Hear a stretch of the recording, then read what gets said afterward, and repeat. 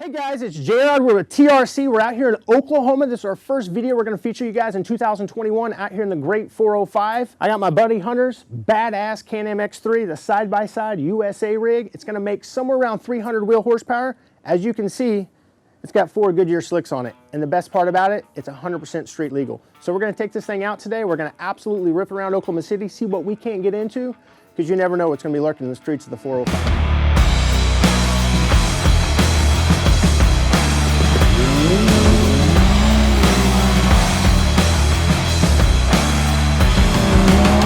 So we're out here at Hunter's shop. He owns Side-by-Side USA. He was gracious enough today to gonna take us out and rip this thing around. I don't know a lot about side-by-sides. I do own one, but I'm not, I don't build them for a daily. He does. Tell us a little bit more about it. All right, so this is a 2020 Can-Am X3 XRS Turbo RR. The Turbo RR is the 2020 195 horsepower version. In previous models, they had 120 horsepower. They stepped it up to 154, then 172, and then 195, and that still wasn't enough. So we cranked this one up to an Evolution Powersports Stage 5 bolt-on kit. It's doing around 300 horsepower on E85. Pretty basic kit. You can actually go quite a bit higher, which is crazy to think about, but this one's still, it's putting down some pretty serious numbers right now. So it's on pump E85? It's on pump E85. Basically, it's got aftermarket fuel pump, aftermarket injectors, charge tubes, a larger intake on it, and then just a tune. And turned up the wastegate a little bit. What computer they run? These have like a standalone or the factory ECU flashes? This is a factory ECU.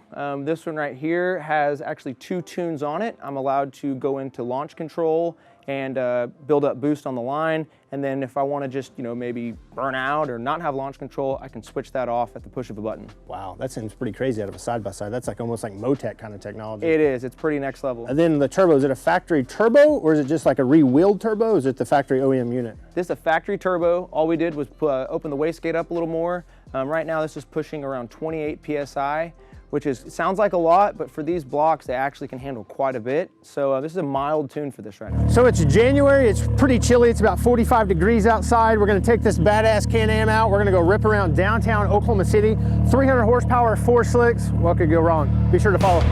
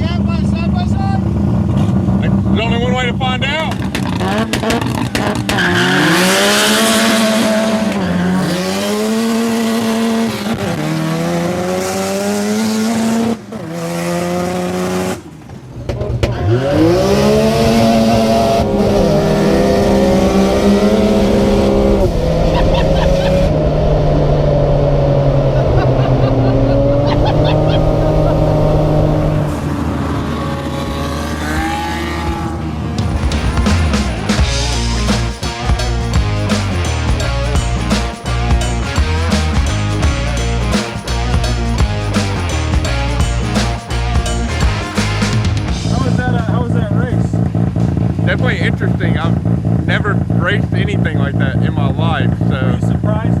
Oh, very. Yeah, 100%. So that was pretty wild. We left Hunter's house. We kind of took the back roads, as you can see behind me, the great state of Oklahoma. We're at the state capitol, just to show everybody how streetable and how legal these things really are. Obviously on the way, I had my buddy Trevor. He has a rotary power RX7, good friend of mine. I had him follow us just to kind of give you guys a perspective how fast that side-by-side really is. It's cold as hell out today, and I'm not even cold. Adrenaline level, 110%. Can't wait to go do some more hits in this thing. So it's a 1,000cc motor? 899 cc's. 899. And refresh me, because I'm not real familiar with these. Are these a V design? Are they inline? Or? It's inline. So it's an inline 3.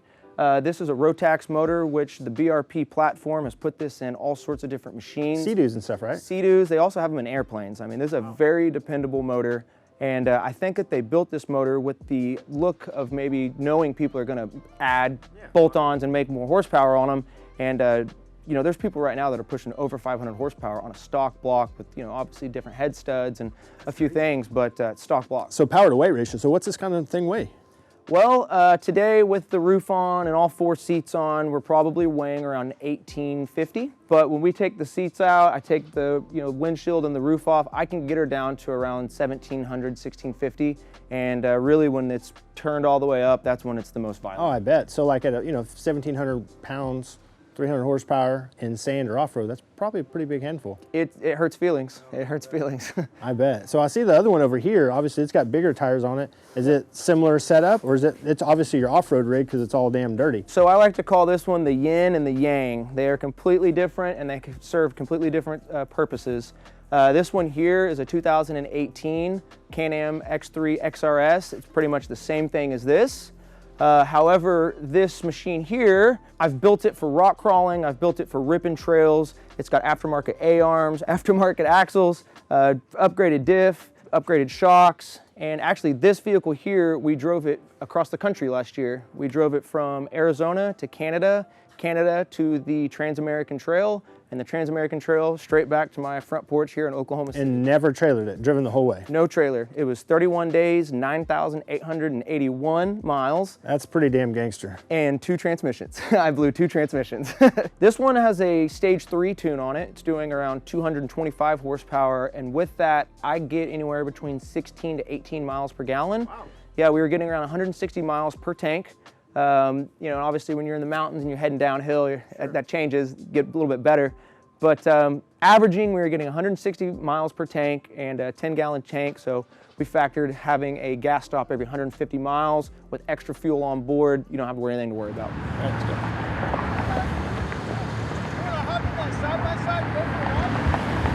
All right, let's go. Native American. What'd you say? Native American. Hell yeah, I'm Native American as well. Cheyenne. Cherokee. What'd you say? Cheyenne. Cheyenne, Cherokee.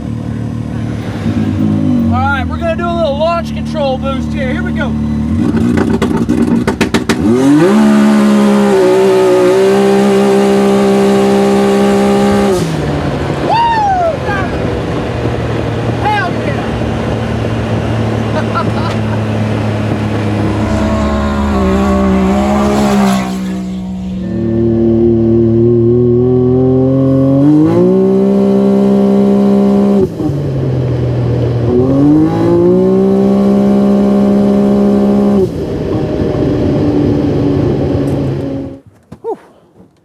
Man, I've done a lot of wild shit in my day, but that ranks right up there. I think we gave old Curtis the ride of his life today. I think Curtis was he felt sent. He did. He felt sent.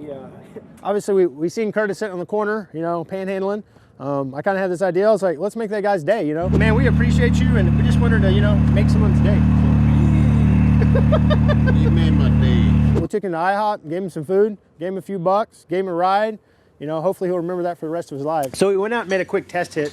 These things have like a centrifugal clutch, so he's wanting to make sure that the clutch was, adjusted properly for the slick. So we went out and made a hit. He's back here, and we're going to adjust the clutches. It's a little bit, I think, low on the RPM, so he's going to adjust it and make it right. Pulling the belt off, pulling the clutch off, and get this clutch adjustment, go out and make some more hits.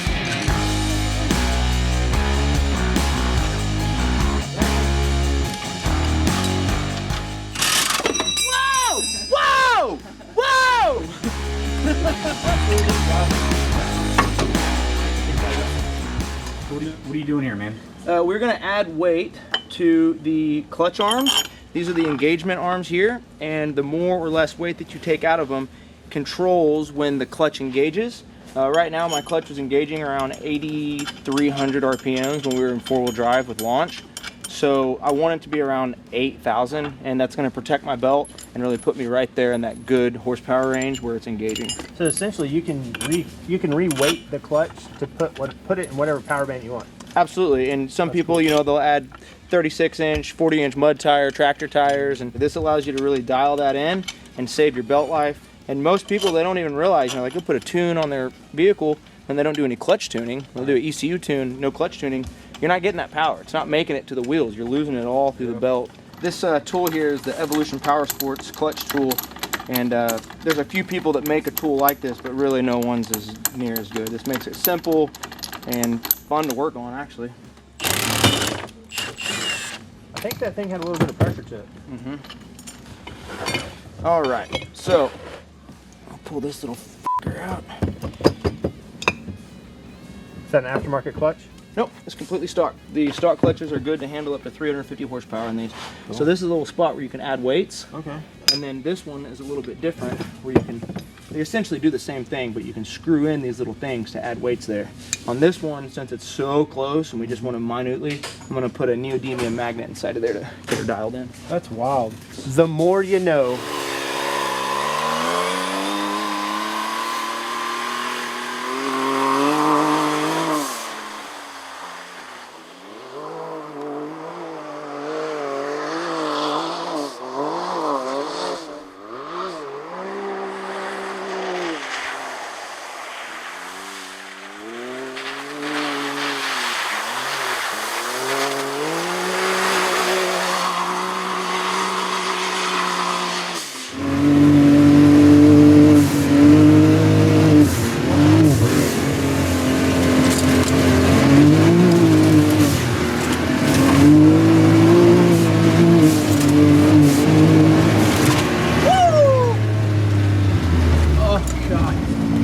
Looks like fudge brownie mix. It literally does.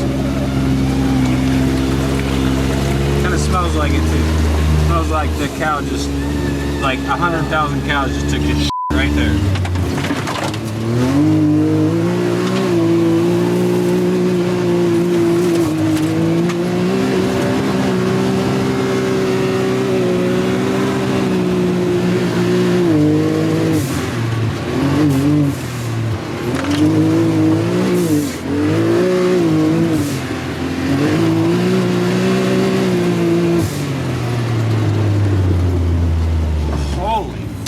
Balls, that was fun.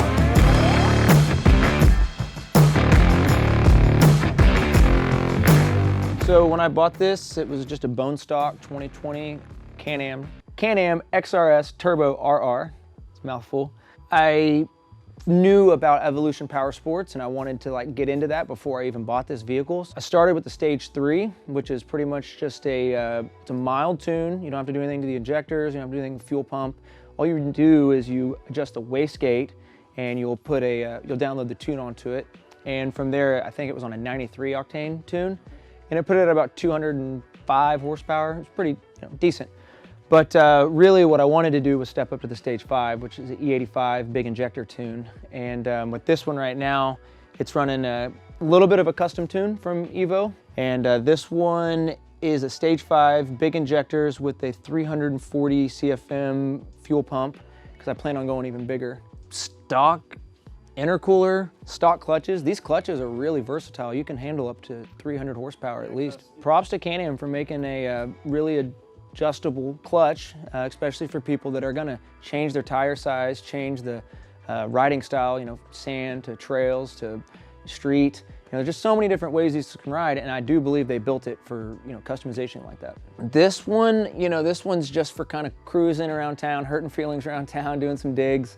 But the other one, that's the one that I took across country. But I drive it all the time. If the weather is decent, we'll go down and get groceries in it. And sometimes we'll bring Alan with us, and the kids love that stuff, man. The kids will, people always give us high fives, and they love it. Yeah, so Alan's our intern. He has great ideas. And basically he just kind of helps keep things chill around here, and he's a good guy. We like Alan. He's there when you need him. Growing up in Oklahoma, a lot of people are born, raised outside, playing outdoors, and I got a dirt bike at a really young age and fixed it up, sold it for a little more than I bought it for, bought something, a little bit nicer, and just kind of worked my way up. As I got older, I found myself really just loving working with motors and working with small engines per se. In high school, I went to Francis Tuttle, Votech, and took the ASE certification program. And with that, I realized, there was a career option with this. And there was also, it's just something that's always gonna be growing and something that's really, it caught my attention. When I saw, there was one day, and I'll never forget this, I walked into Ajax Kawasaki and they had a 2017 two-seater X3 on their floor. And quite literally, like a kid, my jaw dropped. I was like, what in the hell is this thing? Asked them about it, because I've always bought my parts and just bikes from them. And they told me, like, this is the next thing. Maybe wait a little while to let them work the kinks out, but this is the newest next thing. Mentally, I told myself, I was like, I'm gonna get one of those. And fast forward to 2018, that was in early 17, just said I'm gonna go get one day. No, it's not something everybody can say. I worked really hard and I saved some money and sold some dirt bikes. Like I said, I like to buy and sell dirt bikes, and I got into a position where I was ready to go put a large amount down on one. So in October 2017, it was actually 2017 October, I bought an 18 model because they release them, a little bit early. That's when the obsession started. You say you buy something and you put so much money into it after, it's like a real addiction. And with the side-by-sides, they're prone to break, especially when you send it as hard as you are used to sending it on a dirt bike. But you really just start learning what parts fit your need and what part make it ride the way you want. Yeah, just the more I learned about these, the more I learned that you can really personalize a vehicle and kind of make something that's completely different than all the stock machines that I've seen out there. There's so many ways you can change it.